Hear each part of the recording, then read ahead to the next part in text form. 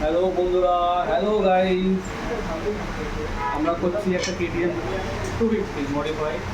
তো ফুল গাড়ির কাজ হচ্ছে আমাদের পেন্ট, ইঞ্জিন, ফুল গাড়ির ওয়ারিং। তো গাড়িটা দেখে নিন একবার।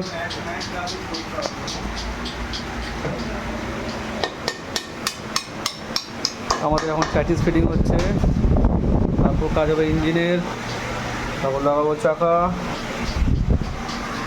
এটা হচ্ছে পুরো ফুল ব্ল্যাক, জেড ব্ল্যাক, মানে ফুল ব্ল্যাক থাকবে, মানে টোটাল পার্ট আমাদের হয়ে গেছে রং। তো আমাদের কাছে 250 ট্যাঙ্কি আছে, 250 কাজ হয় আমাদের কাছে।